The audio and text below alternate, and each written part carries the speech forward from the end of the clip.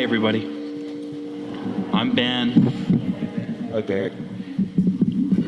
I've been working in the New England industry. Yeah.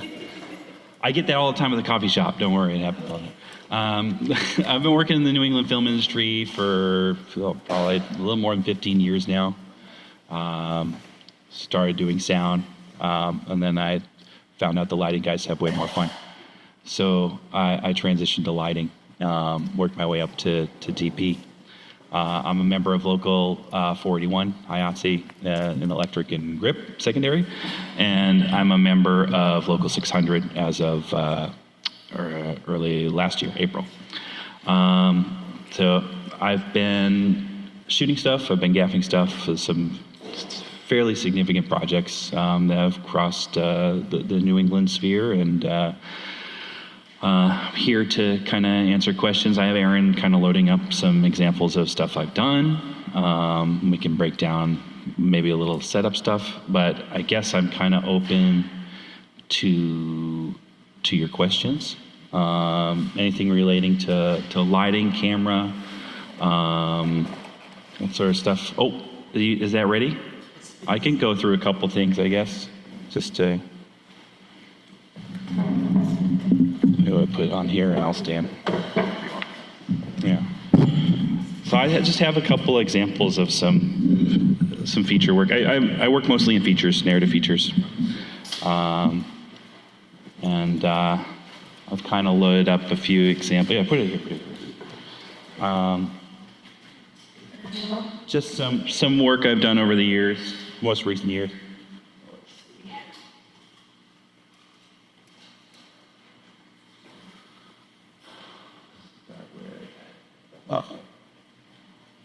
I don't even know what kind of... Oh, okay. This is from a movie called Aftermath. So an Aftermath we shot in the Weymouth hangar in Mass, and they built 100 feet of it takes place on the Tobin Bridge.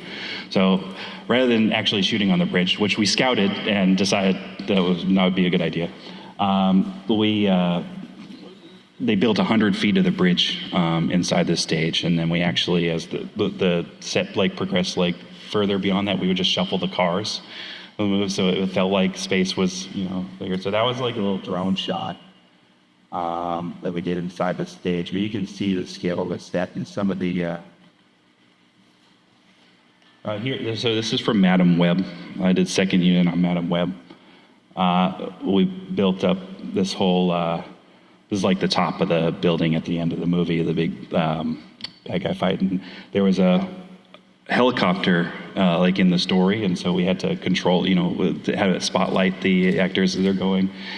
So we rigged it up so it could be controlled by a PS5 controller.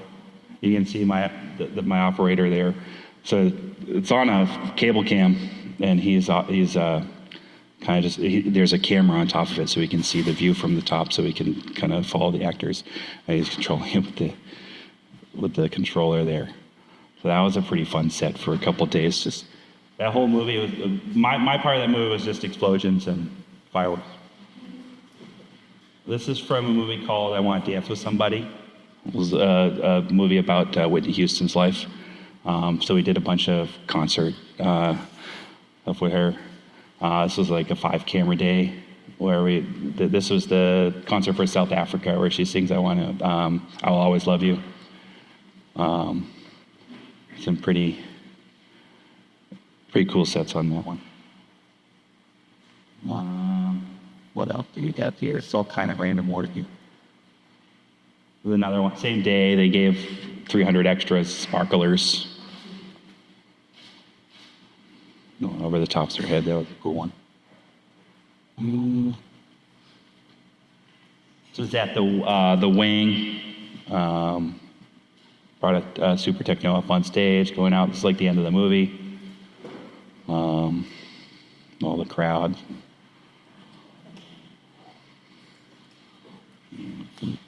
You think I have something monitor for you can hear. Oh, this is back at we're doing a little bike scene for that action movie.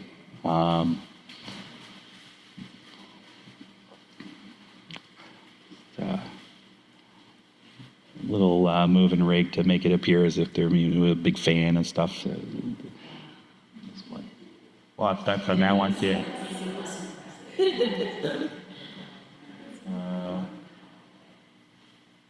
What? This one? Oh, this is a little bike stunt.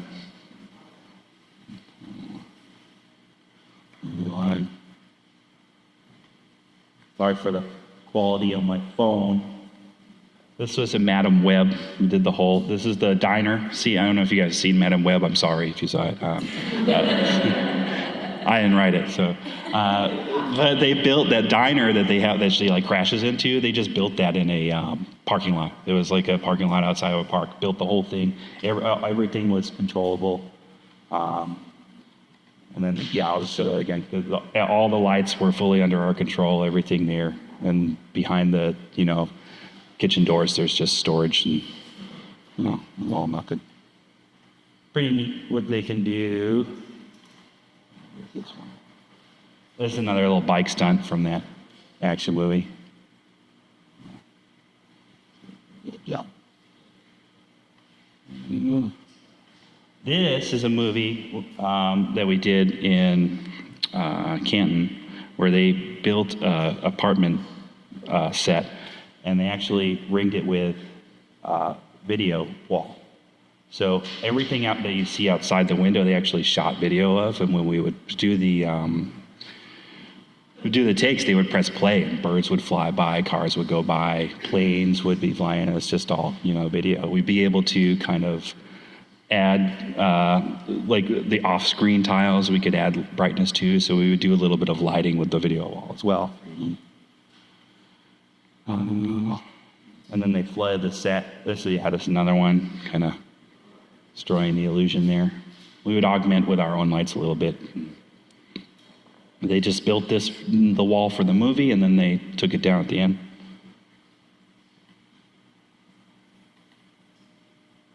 And they flooded the set as part of like the beginning of a dream sequence.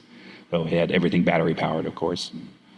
They gave us terrible galoshes that were the water went right over them. It was great. This is at the beginning of that action movie on the bridge. There's an explosion. That's kind of what started. Everybody's trapped on the bridge, and so we did that with just light and fog. You'll see. This is from. That's just our lights. I can smell. No actual explosion.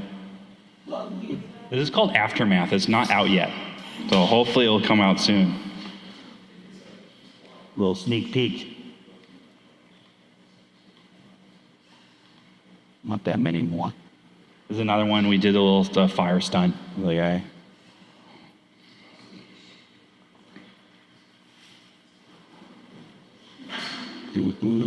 He was fine.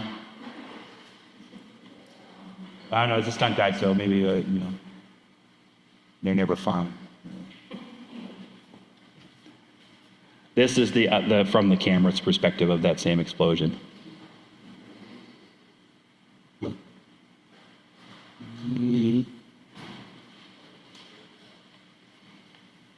A couple more. Oh, back to Madam Web. This is how we would be doing the fireworks. We need something like repeatable that we could, use rather than actual physical fireworks. So we built this rig on truss. These are Chauvet, like stage lights. We had them mapped to, just press a button and it would send a streamer up. It was all mapped to macros. And then this is one of the holes. It had lights inside the holes there. It's the explosion. Another view from like the wide view of the set.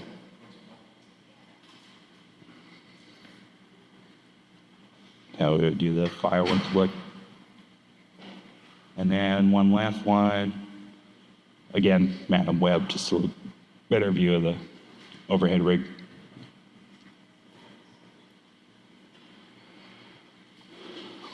So this is a lot of what I do. We make lights, do funny stuff. Work with I do work with camera and electrical. I'm primarily a gaffer, on some larger projects. But I'm happy to open it up to questions, anything career-wise or function-wise, anything you guys want. I'm happy to chat. The first books you had VR goggles. So that was Madam Web. And so in the scene, they're on the top of the roof, the building is exploding, and there's a helicopter that finds them, is tracking them with a spotlight. So obviously the danger and the cost of having an actual, helicopter there would have been too great. So worked and kind of came up with this rig that was a cable cam, similar to what they have in like stadiums. And we actually rigged that with a moving light. But we needed to be able to track the actors because the spotlight, kind of tracks them. So put a camera up on top of it, and the operator was seeing a view from that so he could track the actors. And so it's just a live camera feed that he was seeing so he could operate the light.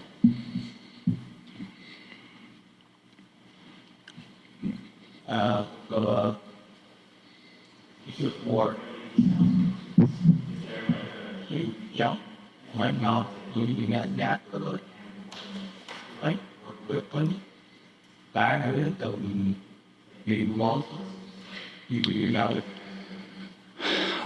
There's a little difference in the workflow, and I can't say that it's something that's going to be used for like every movie, but it's certainly something that could benefit a lot of productions. As of now, there's no facility in Massachusetts. There's one in New Hampshire, which I think is a weird choice, but if the first one in Massachusetts is going to make like a real killing. So there's a whole team. There's the point person on set. It's as large as my electric team. There's the VFX supervisor essentially, and he's talking to modelers. There's like 2 modelers, and there's also playback technicians. And so the modelers will be like when there's so like we did a scene where he's having a dream and he's out on the ocean. The modelers it was all made in Unreal. So they would be, it's a little, can we add more clouds back here? And they would like put like clouds in and stuff. So they would actually be like adding physical things to the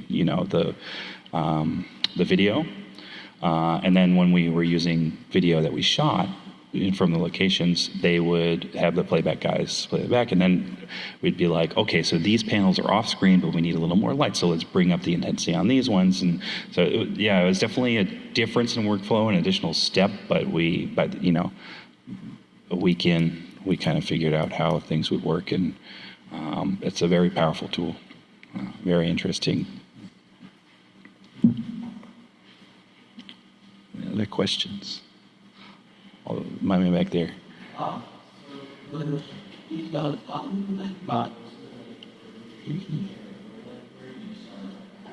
little louder for me, sorry.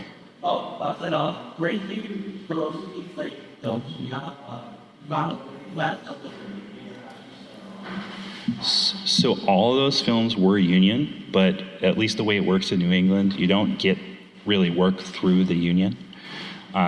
So it's a lot of personal connection, and like the union will have a list on the website of films that are upcoming that they know about, and they will give contact info when they have it, and you can send your resumes up. But it does happen that a lot of times there's producer connections that they're already putting feelers out for crew in the area. By luck and time, I've built up a pretty good network. So when things are coming in, if someone can't do it, they'll talk to me, or they've heard of me and they'll reach out and call me. But yeah, the union doesn't really give you work. It provides a structure for the work to take place safely and for you to get paid well, but it doesn't hand out jobs. A really good way to get into the union. Again, right now, there's a downturn in union in film work in general. I'm certain it'll come back. People want movies. It's like movies aren't going away. They're going to want new movies. A good time when it's a little busier, it's great you can contact the union and get on the overhire list, which means you just need 30 days of relevant experience in the craft that you're applying for. And that can help to, once basically the hiring order goes, like once we exhaust all the people in our union that are of the craft that we're looking for, then we can pull from the overhire list. And that's a really good way to make contacts within the organization and work your way up, become a full member, and that sort of thing. You had a question?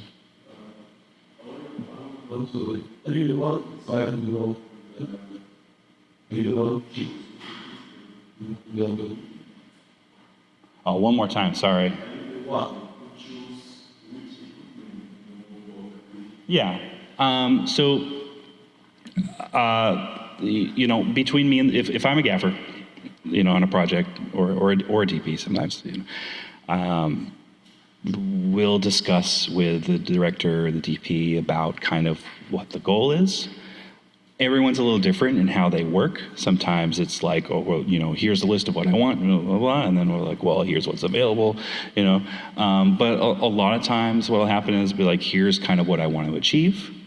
What can we do to make that happen? This is kind of the budget that you have, and we work within that with the rental house or with my own kit and figure it out. So there's a lot of flexibility, and I do bring, of course you want to be working with the stuff that you know and that works for you. And I do have a lot of power when it comes to that. Since the process will kick that down, what's in your kit? I have a decent sized lighting kit. I have multiple cars. I could basically fill a 48-foot trailer. I have a trailer on standby with a business partner. So a bunch of cars, a lot of LED, a little bit of HMI. I have several Vortex 8s, Vortex 4s, some Sky Panel 360. I have my own set cart, which has all like different stuff, tape, all little stuff, gels, all the gels you could ever think of. A little bit of grip, but it's mostly electric and lighting. A couple Joker 800s, a couple M18s, 2 kits of Helios, some LED Lecos, a couple LED Fresnels, small panels, and most of it's wireless, so we can put it on our wireless and control it, from my programmer. Least amount of stuff.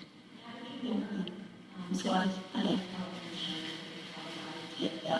especially if you don't since here to go from the master's to the national. So would you just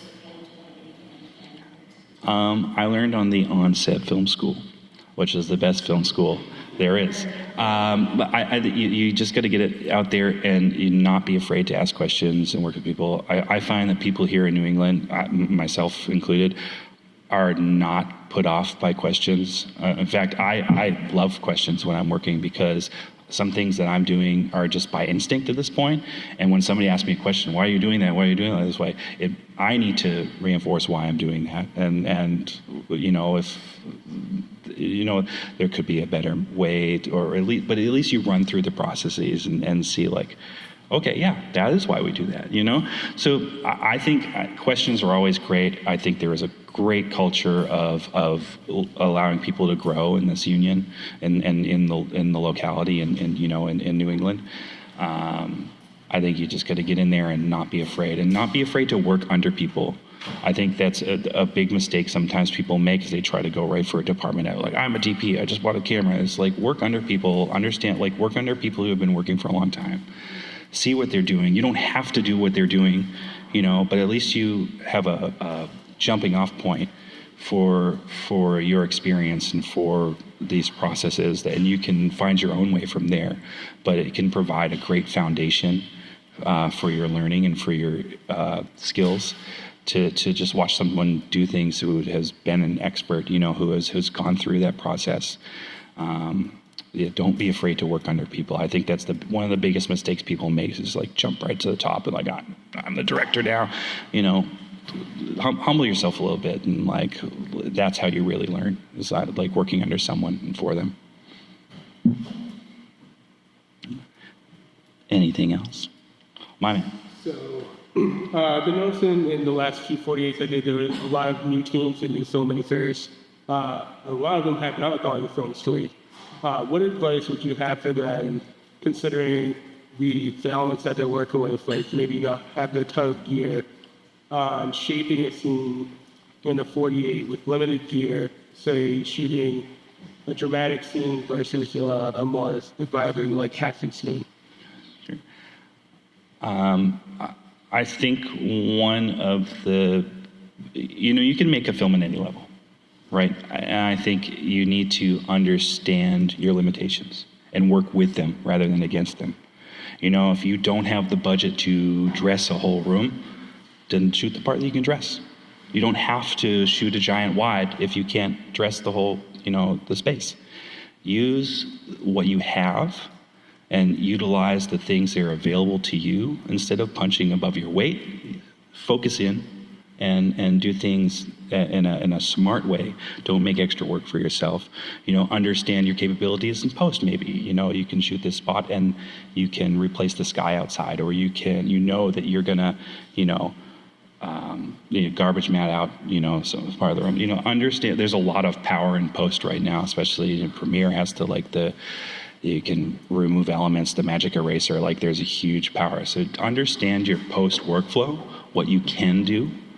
And don't try to shoot over your, to make more problems for yourself in post and be like, and also audio. Always make sure you have good audio. One of my favorite things to quote, even coming from lighting and camera, is there was an amazing test that was done years ago where they took the same script, 2-minute script, and they shot it two times. One time with really great lighting, with a really talented cinematographer, fancy camera, and bad audio. And the second time they shot it with, bad lighting, crappy camera, but really good audio. And the people that went to this, they brought a bunch of people unconnected to it, went into that screening, and they said the one with good audio looked better. You do not underestimate the power of good audio, and it's coming from a lighting guy, right? It will make your stuff look better to the audience. So don't skimp on audio.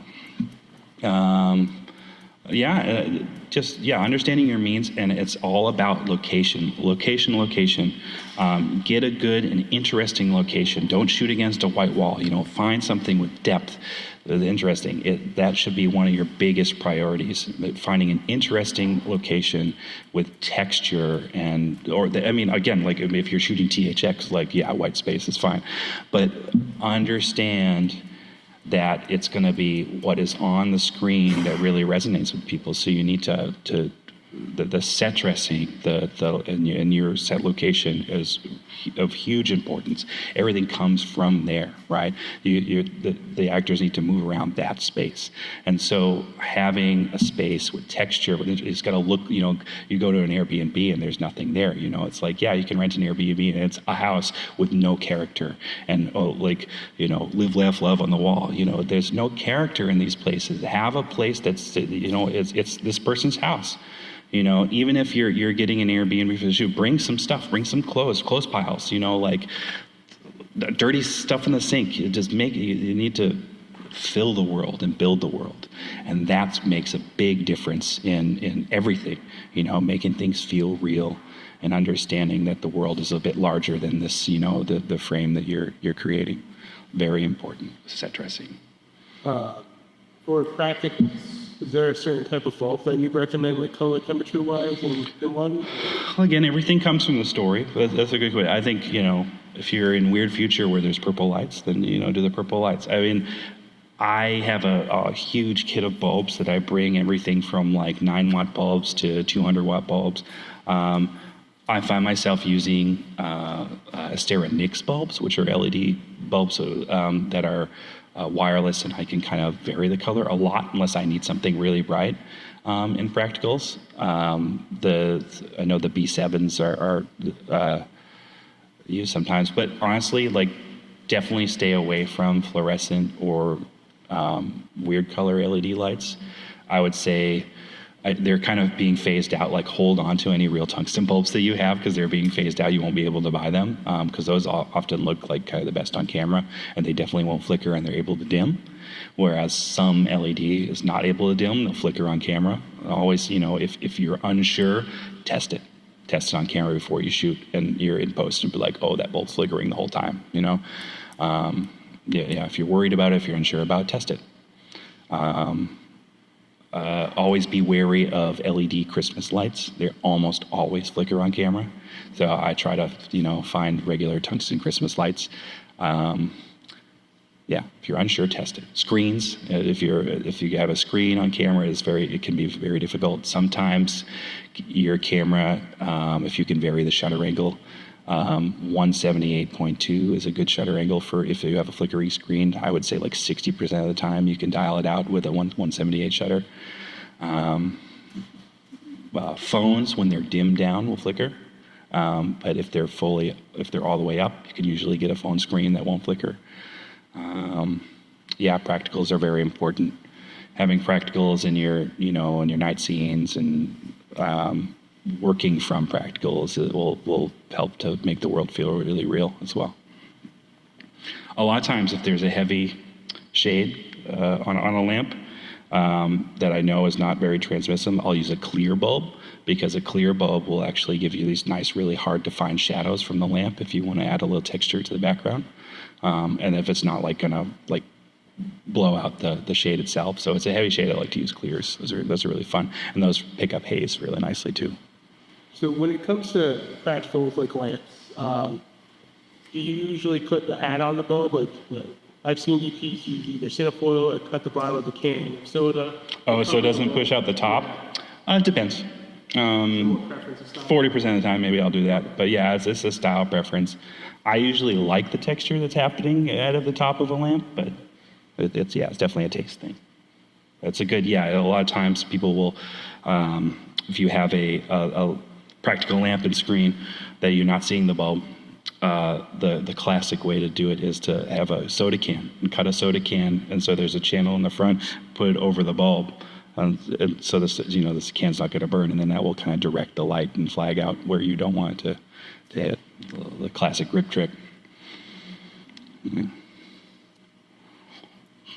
So when you watch a film, for example, what are some glaring problems with the way that you do this? I hate blue moonlight. Okay. Moonlight is the same color as the sun.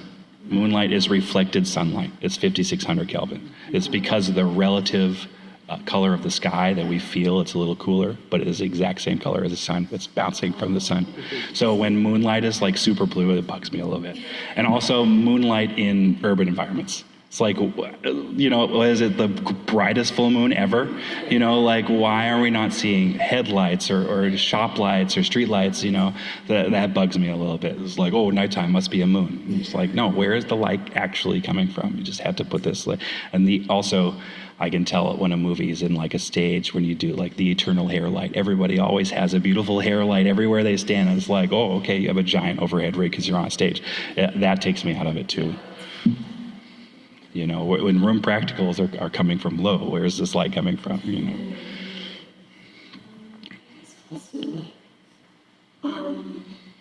For example, photos do so much better. The last season, lighting was so dark, and I didn't know why. Do you know? I do. I know why it was. And it's a little bit of I see why you did that, and it's a little bit of you probably shouldn't have done that. So they were lighting. Of course, here you get into this difficult situation. There's no electric light in this place, right? So story-wise, it's they actually they motivate the moonlight, right? So they can actually use moonlight and flames.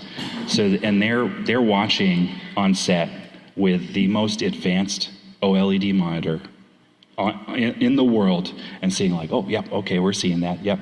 And they're broadcasting to people who have potato TVs, And I understand the want to be this is what we need to be the edge of cinema and to do the minute detail and just increase it by 1%, I understand that want.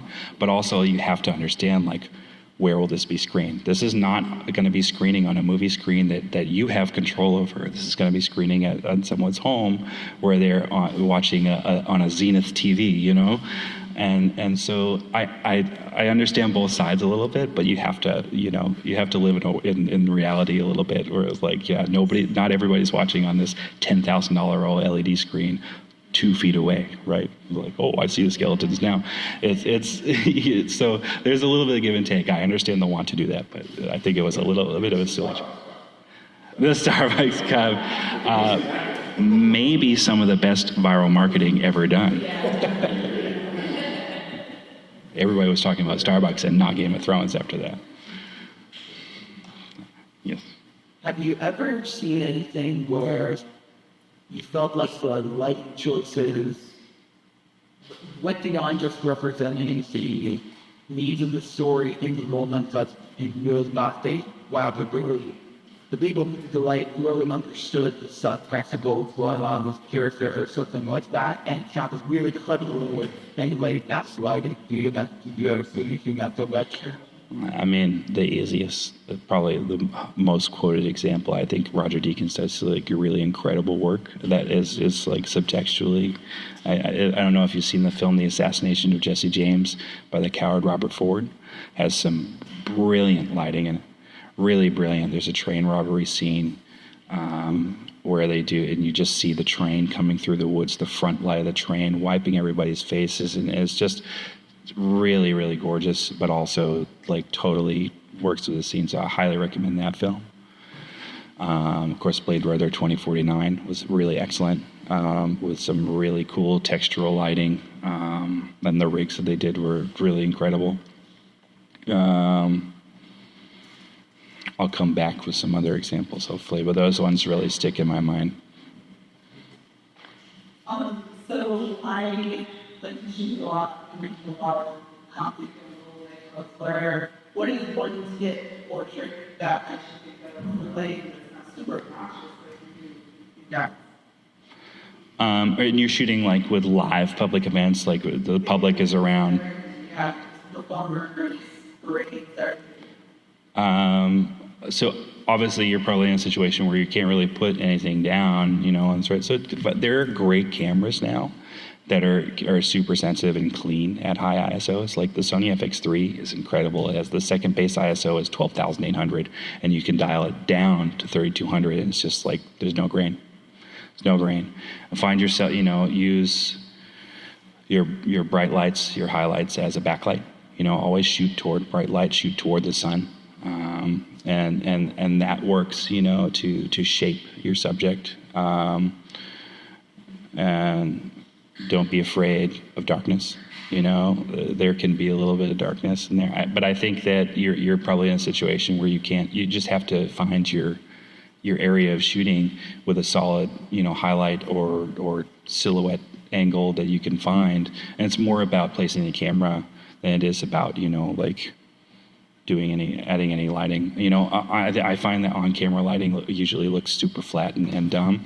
So it's just about finding your proper camera position where that you'll have a good, solid backlight. At the very least, your background will be bright and you can silhouette the subject.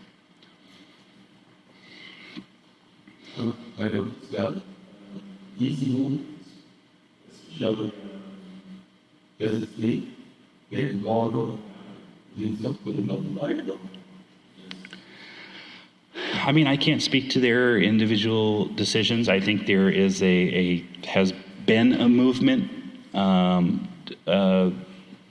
maybe just a subtextual movement to movies have been kind of pushing the darkness a little bit more lately, just in general, just because of technology and because people kind of want to explore where that goes. I think DC in particular is trying to be like the anti-Marvel. So Marvel is very colorful and bright a lot of the time. So DC, they saw the success of the Nolan Batman films, and those are very dark and gritty, and they're leaning into that. And that's kind of their lookbook.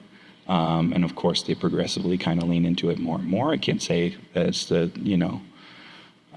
greatest decision. It's their decision, but I think that's probably where that's coming from. It's like an answer to Marvel, and trying to be different from them.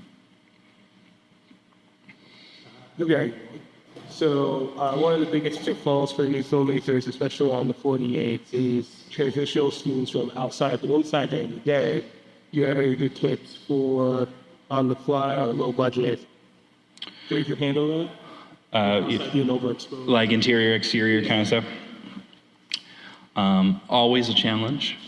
And it's a game of either side, right? You either have to bring up your interior light with just something bouncing into the ceiling, just like a general fill, or you need to bring down the exterior light with a net or diffusion. It's good to find find a time during the day where your exterior background is not going to be front lit. That will help, and so the light is actually coming in, backlighting your subject, but not lighting the background. Or if you can shoot close enough to put up like a net, an 8x double net behind the subject and bring the exposure down. But oftentimes it's easier to bring the exposure up inside, which can be difficult to make it look good, but sometimes it's just like zapping the ceiling with something or bringing a light in through another window. But yeah, it's an either or. It's like bring it up inside or bring it down outside. So when You you're just trying to gotta squeeze it in. overexpose the inside slash outside, go fair styles rather than accurate. Yeah, I think so. It's easier, certainly easier, because you're needing to just bring up the exposure, right? So of course you need to be mindful of your general on your subject. But usually, if you're at an exterior doorway, they're getting something, from the side. It's just more about lifting up the background, so it can be a little more out of focus and a little more broad.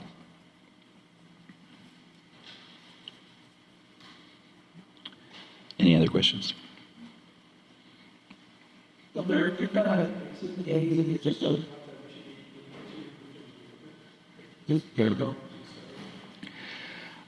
You're trying to build up a kit that's going to work for you for like interview kind of stuff. I think it's good to it's a light that will be versatile.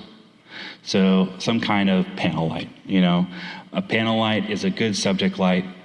You can also use it through diffusion. Sky panels are super cheap now because they're old. They're still a great light. And also there's the Aperture Novas or whatever. The Vortex series is really great because that can be hard as well. But a panel light, you can always get your key light.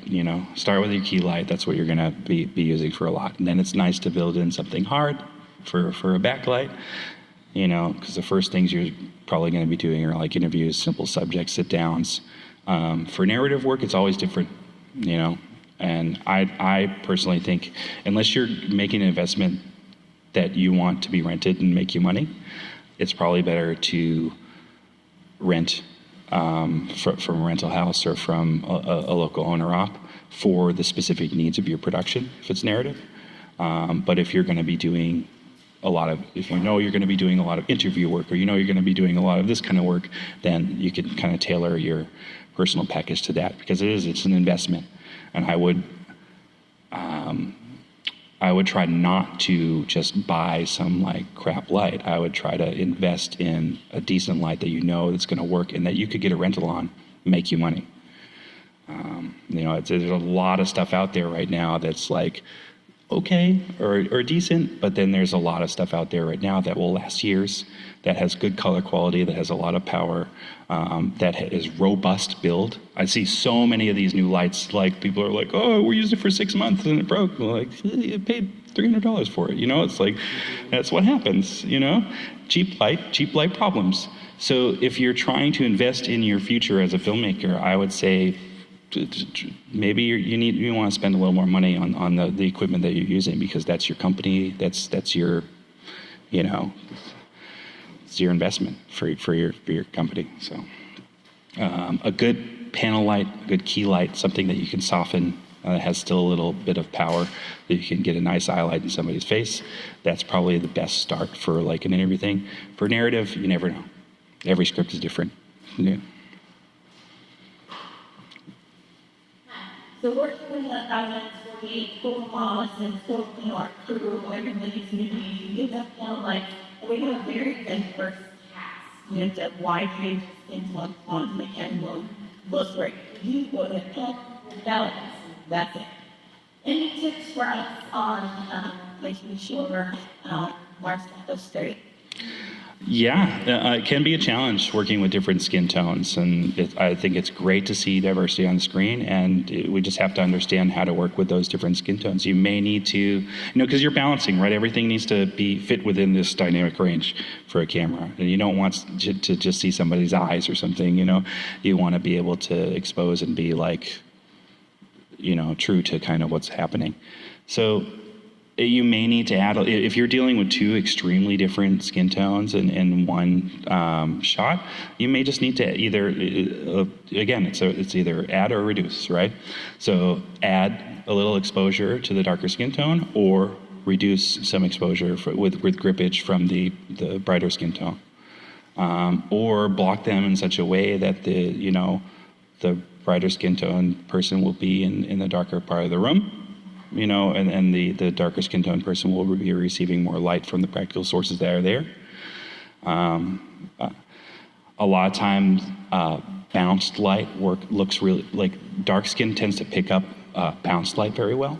So if you have a bounced light that is like, with a light into it, not just like passive bounce, I've kind of watched some breakdowns from like Moonlight and other films, and there is kind of a thinking on how to expose for darker skin tones. Colored light actually picks up on darker skin tones very much. So like if it's a little warmer, it picks up really nicely. Your bounces, you can use like gold, silver, checker bounces rather than soft bounces. Those are available from like high output or in the those unfoldable bouncing. So like warm tone bounces are great to pick up darker skin tones. It's just starting to be like talked about, but I think there are some good tactics. There's some good videos online explaining like how to expose, and especially if you have because it's tough. These cameras, you have to squeeze everything into a dynamic, like a small dynamic range. So, yeah, and do it fast. Yeah. So warm bounce, active bounce with a actual light into it, and then being understanding of blocking. Will help you. I hope. Good luck. I want to see it. Yeah. Any other questions? Camera or electrical questions? I'll show you how to plug stuff in. All right. I'm going to do it. I have not. Actually, electrocution implies death. So the proper term is shocked. There you go. You just learned something. I've been bit by stuff before. Yeah, we call it. Get bit. Yeah. I asked you if that's something you said they capture water and just flush it. Oh yeah, no, that was like one of the safest sets I've ever been on. So yeah, everything we were warned ahead of time. We made a plan. Everything was battery powered. Even the practical lamps in there, we put on batteries. We took everybody. Built up a channel around the set that was covered with rubber so that the water, if it came out of the set, would not flood the studio. So that was, a very safe, water-friendly build. No,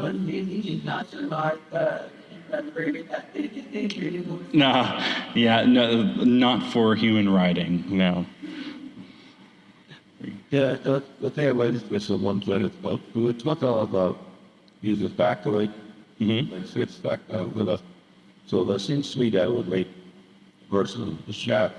So I was talking about augmenting that the toggle light to get that shot with me and Yeah, so there's usually when I speak about backlight, it's like a subject backlight. So it's a light that's not aimed at the background, but it's actually hitting the subject from behind relative to the camera.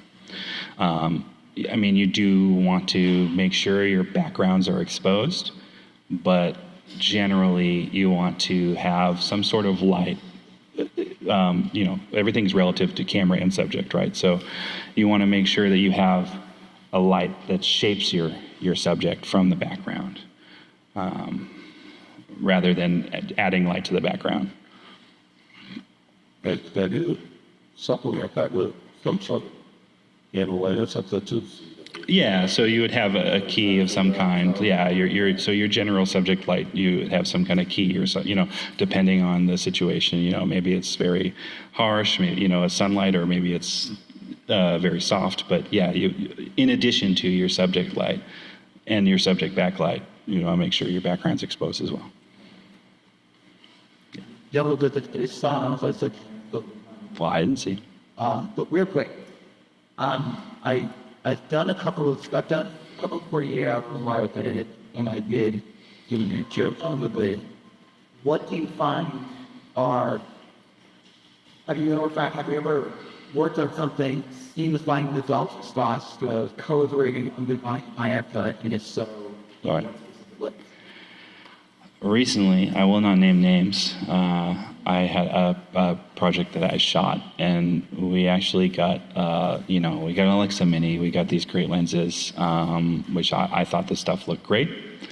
And then a couple months later, when she was on,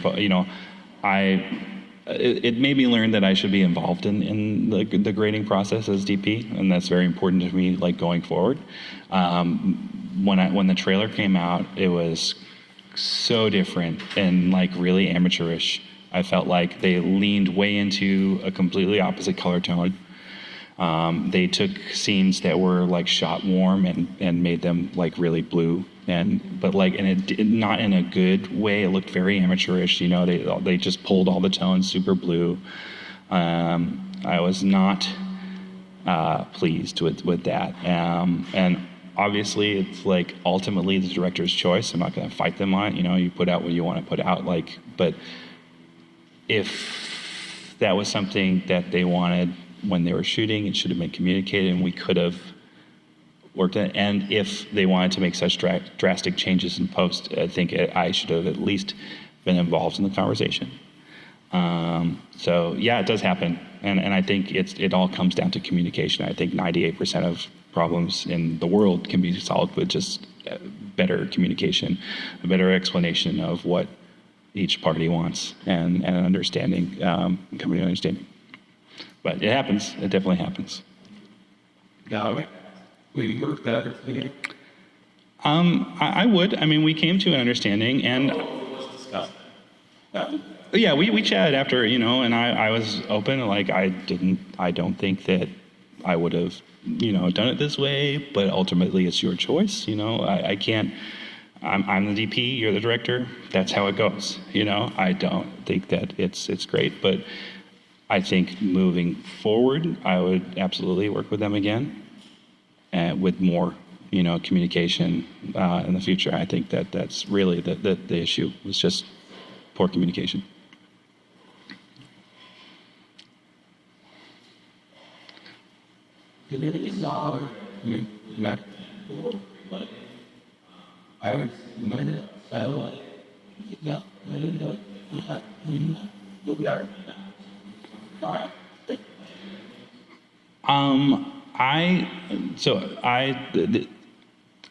At the point in my career where all this stuff is coming in, I kind of see it in my head a little bit already. So I don't really use the pre-lighting. So I can draw up plans and stuff if I need to. But if it's something that works for you, I think any of those programs can be useful. Any workflow that works for you that makes your process easier is a good program.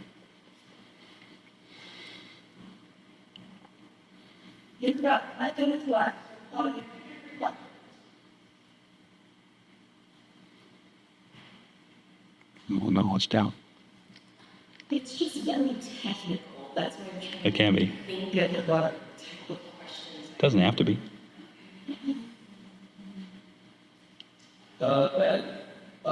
Curiosity for that, how big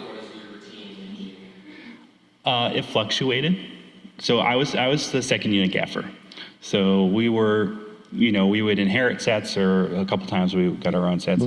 And a lot, so we shared a rigging team with the main crew. But for bigger sets, like for the Black Falcon dock set, I think I had 15 electricians, and then there's an additional, grip crew as well. For some of the bigger days, I had people up on the roof. I had like 4 condors. So we got pretty big. I think for the Worcester, we did a whole car chase scene in Worcester. I think we were at like 18 electricians. I saw that. Yeah. That's it. Oh, nice. You were at the Palladium? Nice. I remember we were like, "Oh, the metal show's getting out. What's gonna happen?" Yeah, but that was no issues there. So that was us. I think I had like 18. I had people down, because it was an intersection, and they were going down one way, and we were looking down this way, and we were looking down this way. So there was a 125-foot lift at the end there, 125-foot lift at that, and 80-foot lift up the street there. I had 4 lifts, and also like there was a generator and a light in the deep background just to hit a building, and then also so I think 18 or 20 electricians just on electric. And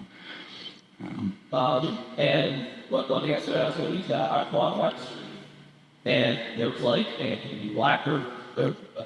black and big Mm-hmm.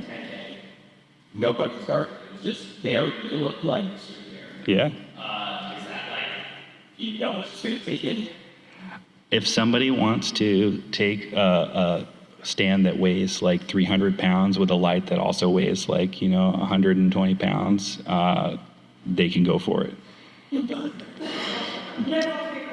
I have never had something walk away, of that size. Go for it. We'd be impressed.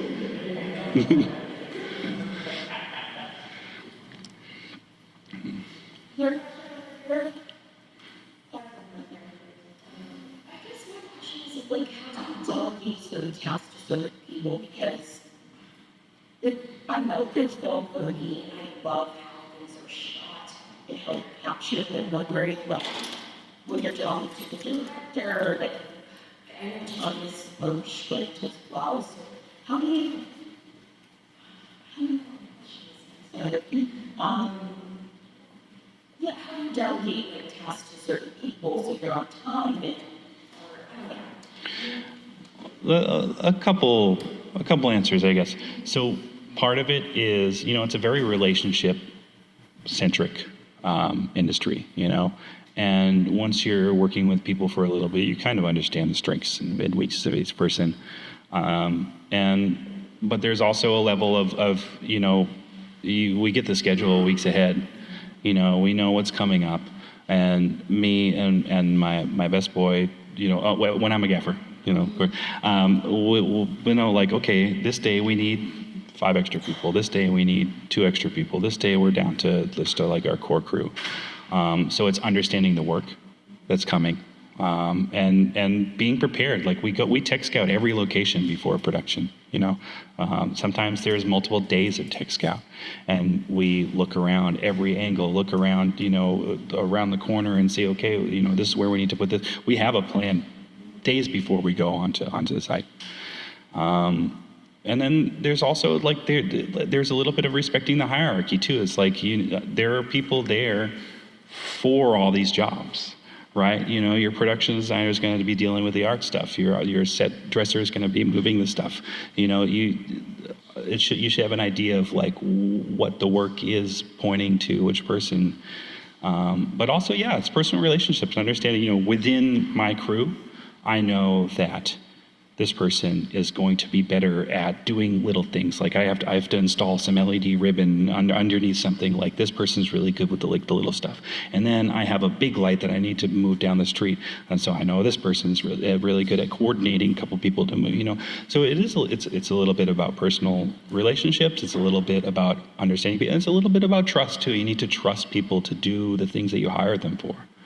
You need to let go a little bit, especially as a director or producer or as a DP and even a gaffer. Like, if you're head of a department, it does not suit you or the production to micromanage everything that's happening within your purview. You have to understand and trust the people that are working for you. That's why you brought them there. That's why they're there to do the thing, that you hired them for. And so needs to be a little bit of like letting go and being like, you're here for that, do that. If you need anything, let me know, but that's it. And so you can't get bogged down in the minutia of things. If you're a head of department, you need to understand that there are people for that, and that's what they want to be doing. You can't be like, oh, I'm so sorry. Like, no, like, they're the grip, they move stuff. Like, that's why they're here. It's okay to let go a little bit. All right, thank you all so much.